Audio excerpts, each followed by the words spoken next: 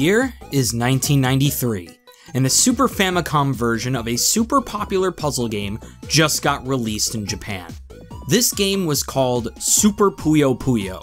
Puyo Puyo is a puzzle game where you competitively play a puzzle game against an opponent and the first one to top out loses. Puyo Puyo was one of the best puzzle games of its time. Modern iterations even mash it up with Tetris. At this time, however, there was one problem. Puyo Puyo was a spin-off of a series called Mado Monogatari.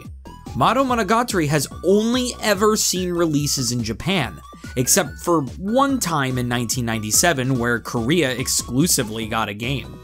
Having a spin-off that uses characters from a series no one has ever heard of, as well as the amount of Japanese folklore it takes from, making an English version of Puyo Puyo was going to be very, very difficult. To remedy this, they localized the game twice and made sure to include very familiar characters within each version of the game so that people were more likely to buy them.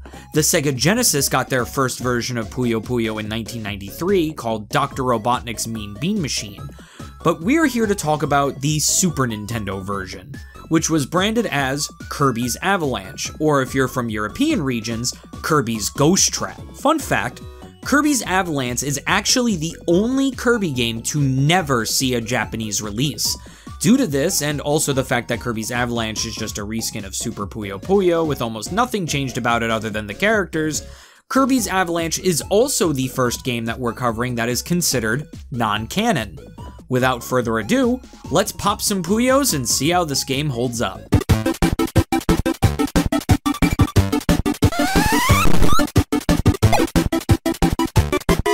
In Dreamland, there is a very popular game that everyone seems to enjoy. This game is called Avalanche. Kirby, noticing that everyone loves to play Avalanche, decides to hold a countrywide tournament to see who is the best at it. The winner of the tournament gets the coveted Dream Fountain Cup. The rules of the tournament are simple.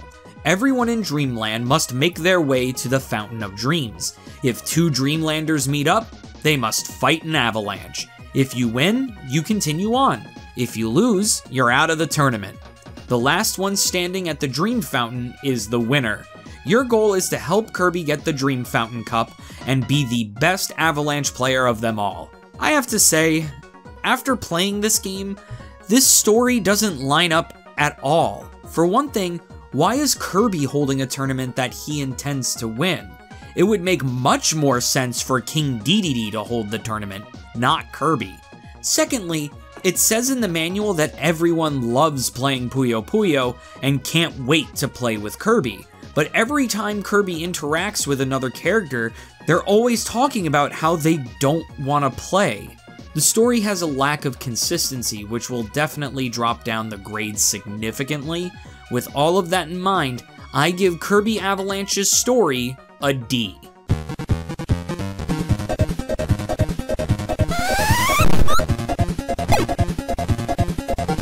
The gameplay for Kirby's Avalanche is actually really solid. For those of you who don't know how Puyo Puyo plays, I'll try to summarize it as quickly as possible. Puyo Puyo is a competitive puzzle game where you and your opponent do their best to keep your side of the screen as clear as possible. You clear Puyos by attaching 4 of the same color together. Where the catch comes in is that chaining Puyo clears not only clears more of your screen all at once, but it also drops trash Puyos, which are meant to just take up space, making things more difficult for your opponent. The only way to get rid of trash Puyos is to clear Puyos next to it. The bigger the combo, the more trash Puyos drop on your opponent's side. The player whose Puyos reach the top is the loser. In the campaign for Kirby's Avalanche, you fight the various Kirby enemies and bosses from Kirby's Dream Land and Kirby's Adventure. Defeat King Dedede at the end of the game and you've cleared it.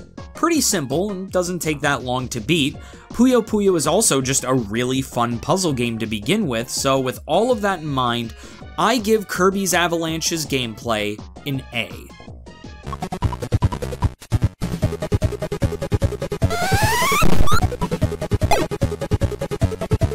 Kirby's Avalanche's presentation is pretty stellar. This literally looks like they turned Kirby into a Saturday morning cartoon. All of the sprite animations in the cutscenes look amazing, and I even love the little touch that when the characters move, so does the point at the end of the speech bubble. I always thought that was pretty neat and funny. Nothing is ever unclear during gameplay, but I'd be shocked if they messed up a game as clear-cut and simple looking as Puyo Puyo. That'd be like if they made Tetris unclear. The music is also very good as well. The beginner stages theme song lives in my head rent-free. It literally plays in my head every time I do something tedious. The only weird bit of presentation this game has is its voice acting. Granted, they only say their names, but wow, they really only had 2 voice actors for this game. It's just so weird hearing such weird voices come from these characters. With all of that in mind, Kirby's Avalanche's presentation gets an A.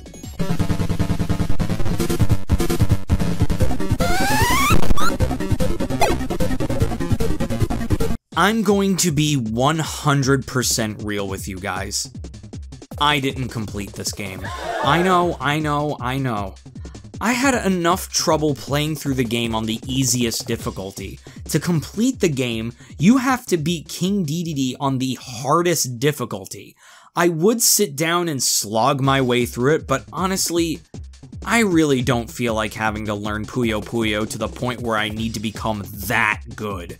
I love Puyo Puyo, but not that much.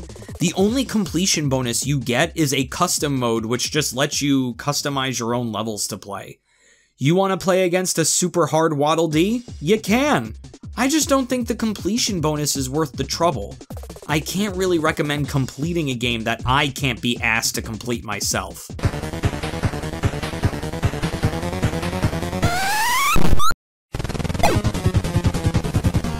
Kirby's Avalanche is an amazing port for Super Puyo Puyo. The Kirby sprites look great, the music is amazing, the gameplay is one-to-one with its Japanese counterpart, the story may just be meh, but it's a puzzle game, it's not meant to have much of a story. With all of that in mind, Kirby's Avalanche gets a B+. I may have grown up with Dr. Robotnik's Mean Bean Machine, but this one is also a very good contender. Thank you everyone so much for watching this video, and I hope you guys enjoy the new format of the retrospectives. If you like what you see, be sure to subscribe and hit that bell. All the social media are in the description below, so check them out as well. We also got merch in the description. Next week, we'll be talking about the next Kirby game in the lineup, Kirby's Dream Land 2. But if you're too impatient to wait a week, you can become a channel member and watch it right now. I'm Bottles, and I bid you, my well-esteemed guests, adieu.